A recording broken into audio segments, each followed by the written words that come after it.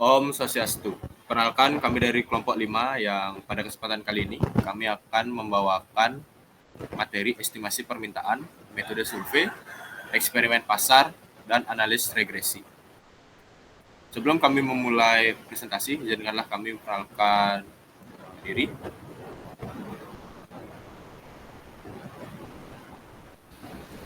Perkenalkan, nama saya Putu Indra Aryawardana dengan NIM 21075211103 dengan nomor absen 9. Dilanjutkan oleh teman saya.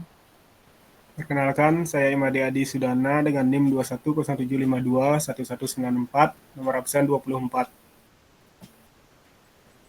Perkenalkan, nama saya Santana Dharma Putra dengan NIM akhir 215, nomor absen 27. Perkenalkan, dengan saya sendiri, Iputu Nugraha Wira Pratama, dengan 3 digit NIM terakhir 219 dengan absen 28.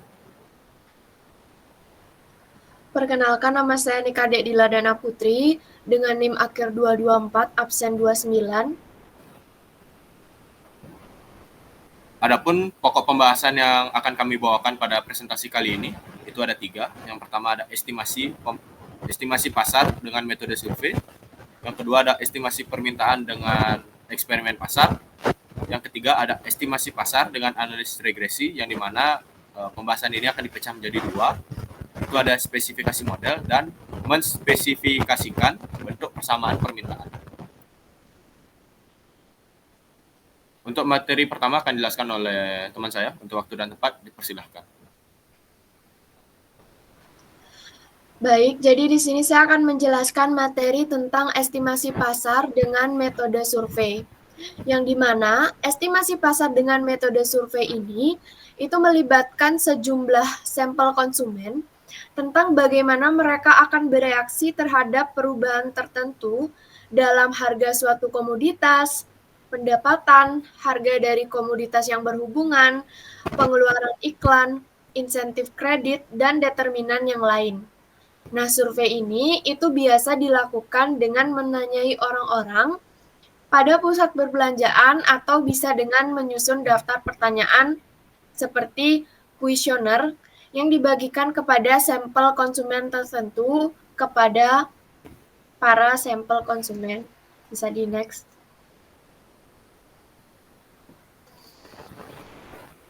Nah, untuk teorinya, kuesioner konsumen ini itu dapat sangat berguna bagi perusahaan karena bisa menyediakan informasi.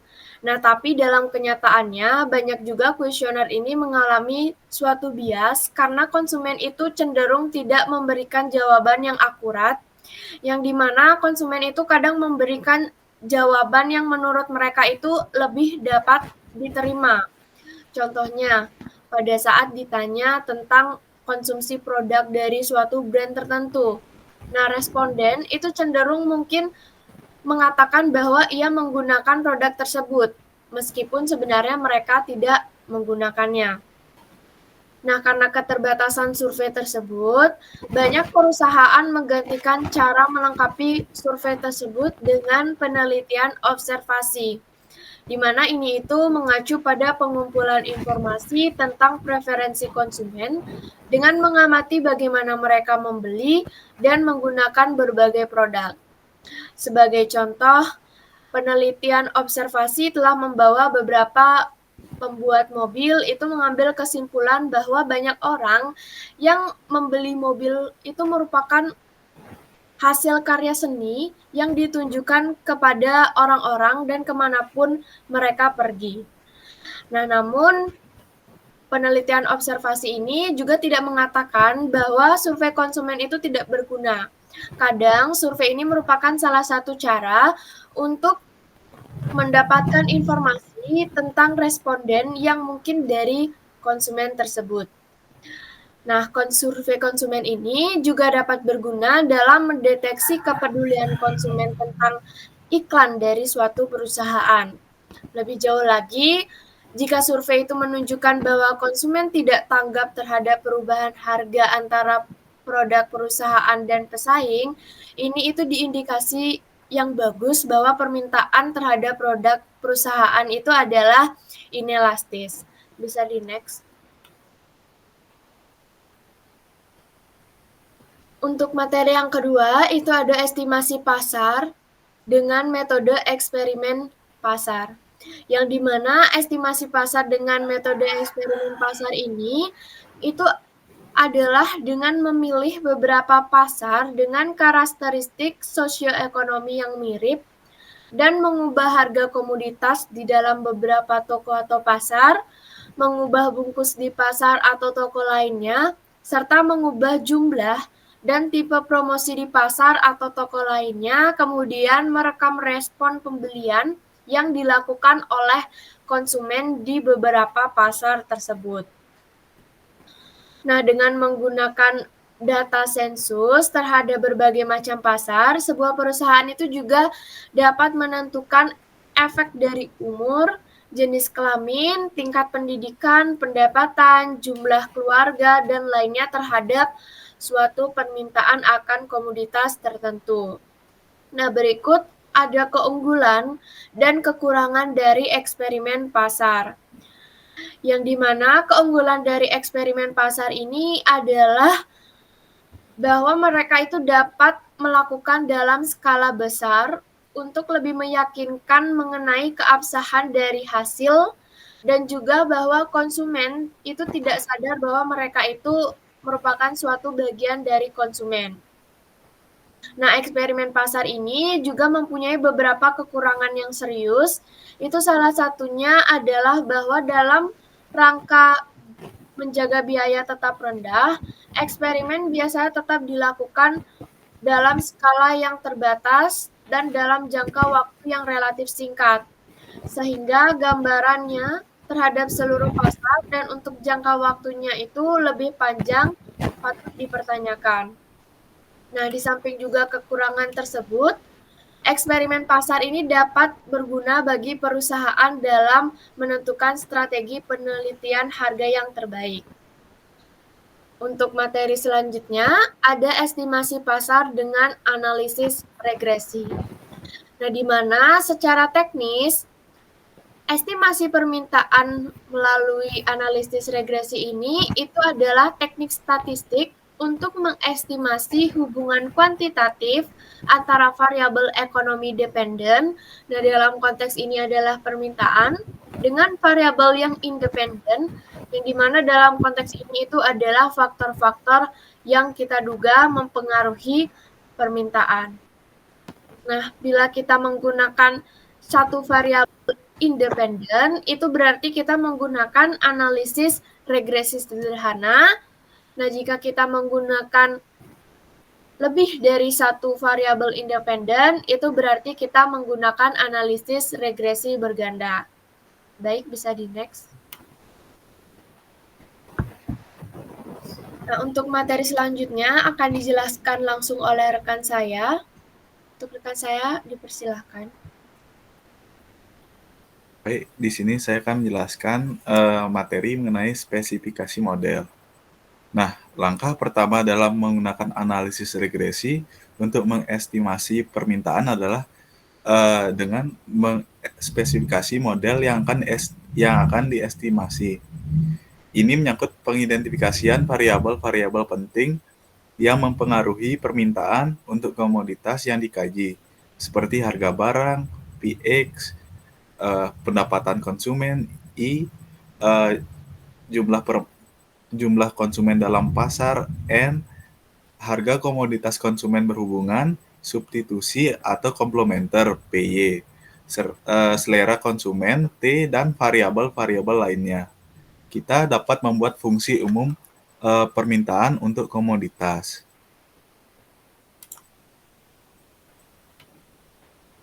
Dan tahap kedua dalam penggunaan analisis regresi untuk mengestimasi permintaan suatu komoditas tertentu adalah dengan mengumpulkan data-data dari variabel-variabel dalam modelnya.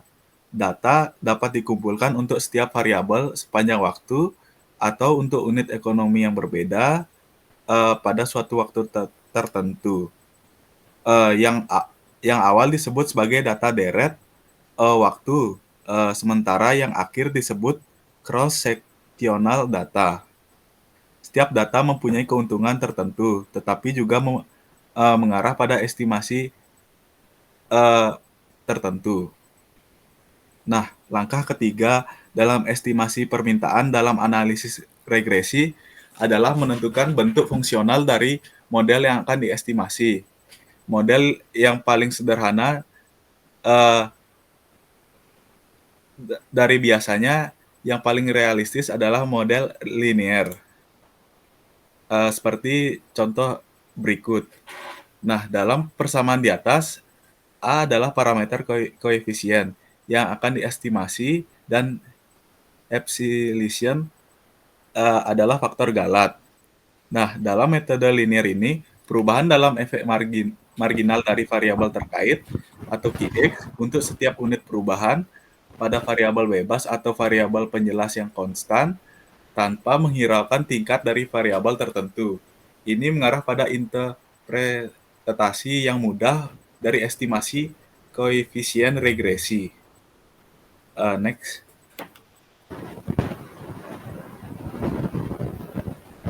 Nah, selanjutnya itu mengspesifikasi bentuk persamaan permintaan. Nah, ada kasus di mana hubungan nonlinear akan cocok dengan data yang ada dibandingkan bentuk linear. Ini dapat diketahui dengan menggambar grafik diagram pancar dari variabel terikat pada setiap variabel bebasnya. Spesifikasi hubungan non-linear yang paling sering dijumpai dalam persamaan permintaan adalah fungsi pangkat. Persamaan permintaan dalam fungsi pangkat untuk sebenarnya hanya memasukkan harga dari komoditas dan pendapatan konsumen sebagai variabel bebas atau penjelas. Next.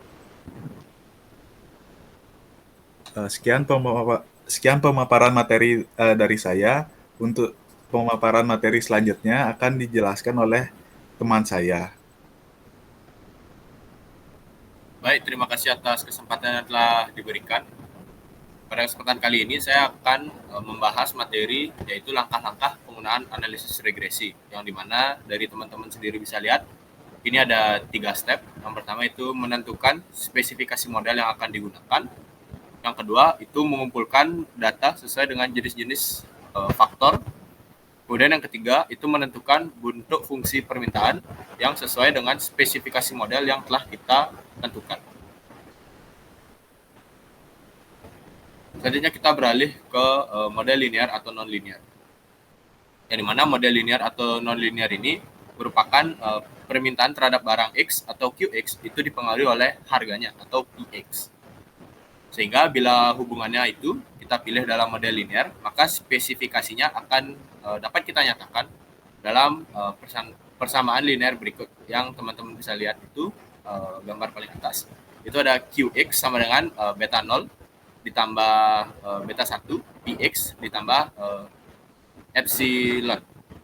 Yang mana beta 0, beta 1 dan juga beta n itu sering disebut sebagai parameter atau koefisien fungsi permintaan yang nilainya itu akan kita taksir. Kemudian kalau kita memilih model non-linear, maka spesifikasinya itu dapat kita nyatakan dengan persamaan gambar kedua yang teman-teman bisa lihat, yaitu QX sama dengan beta 0 itu PX pangkat beta 1.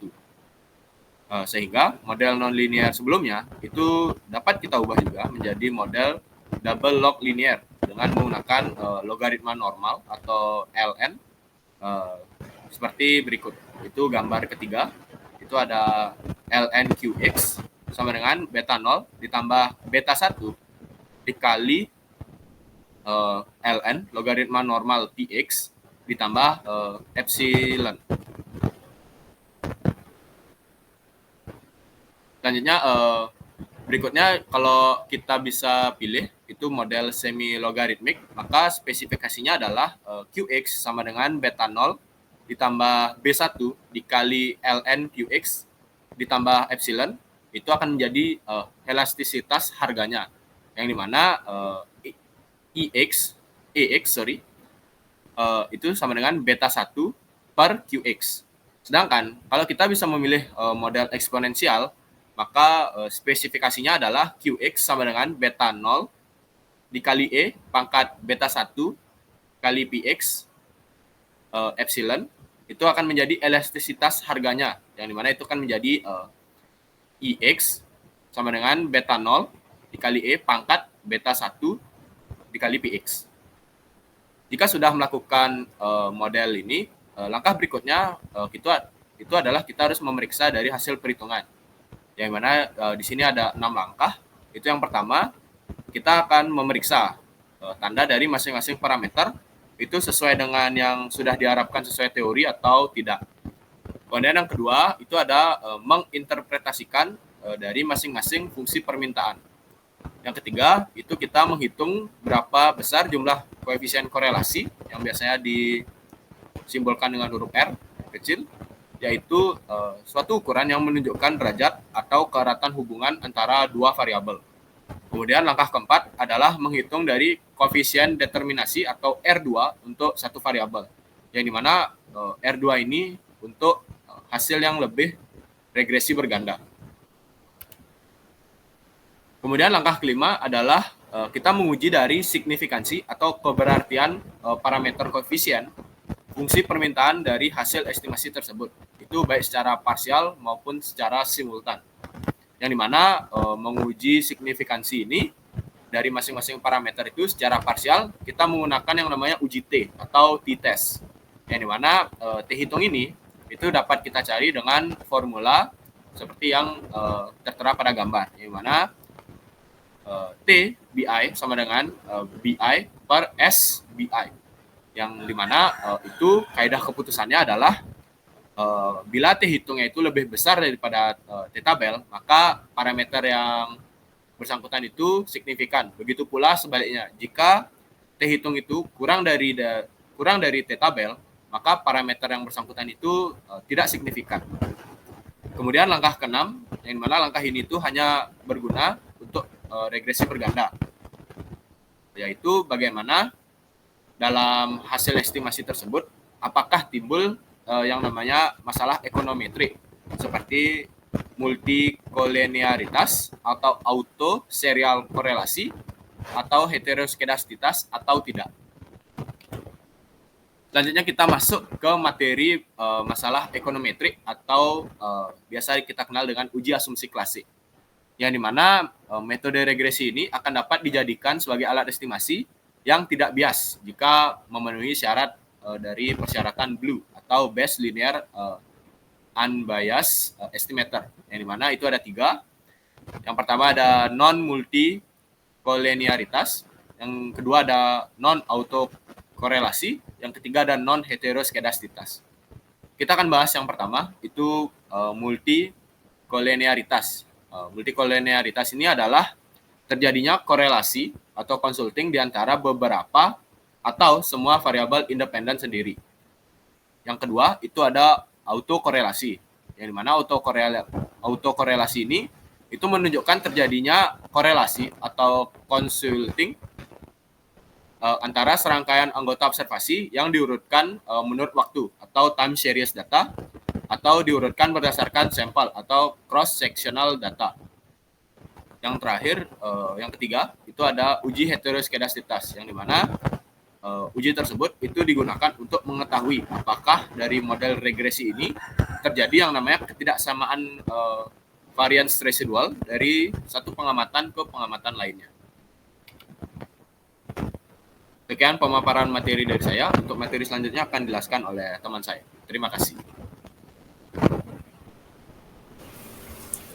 Baik, terima kasih atas waktunya. Di sini saya akan menjelaskan materi tentang model demand estimation alternatif.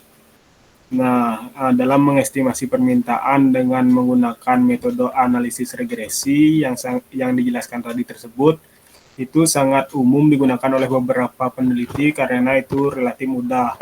Namun untuk beberapa kasus atau komoditas, mungkin penggunaan metode tersebut tidak cukup memadai.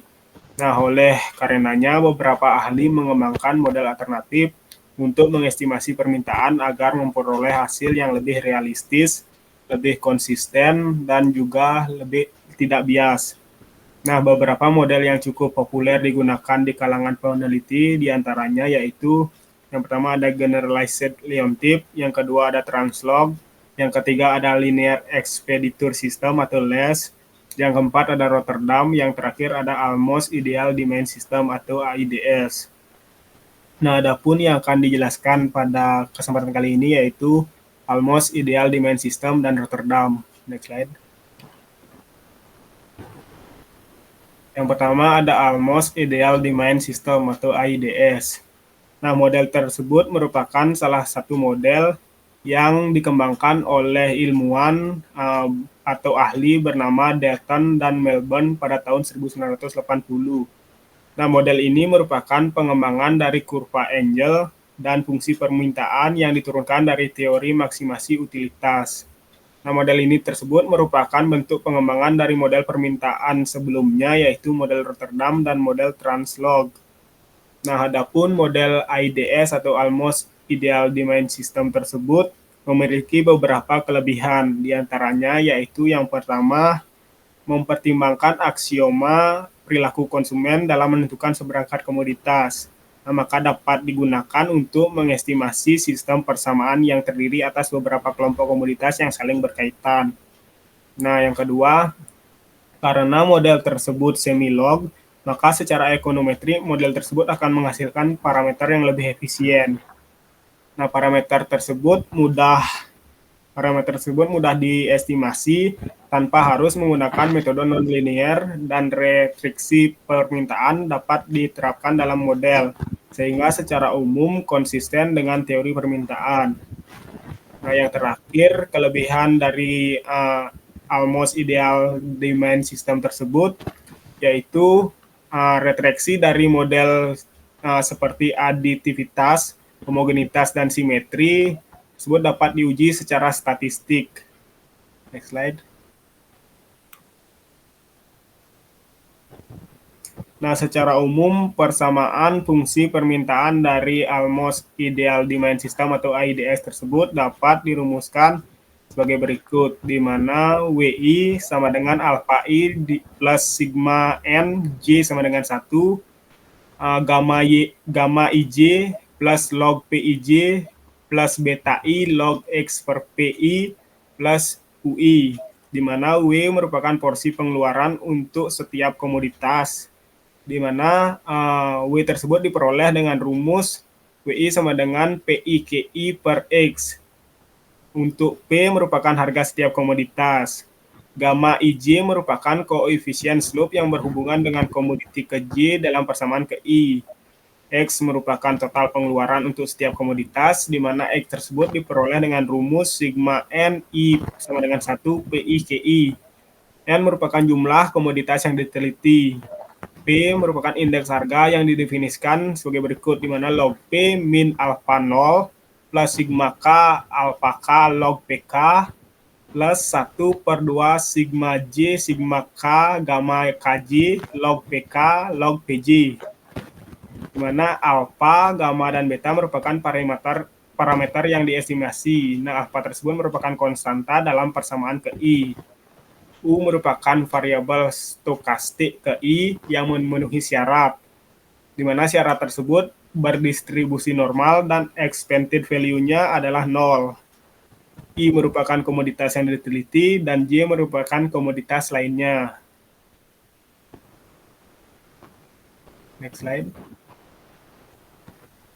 Nah, adapun persyaratan yang harus dipenuhi dalam model almost ideal domain system tersebut antara lain itu terdapat 3 persyaratan. Yang pertama, adding up condition, di mana sigma yang menunjukkan proporsi pengeluaran keseluruhan komoditas tersebut adalah 1.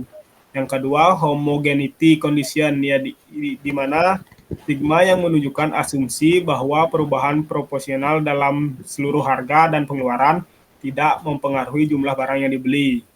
Dan yang terakhir ada simetrivitas, yaitu IJ min JI, yang menunjukkan konsistensi pilihan konsumen. Nah, sekian pemaparan materi dari saya. Untuk materi selanjutnya mengenai model Rotterdam akan dibawakan oleh rekan saya.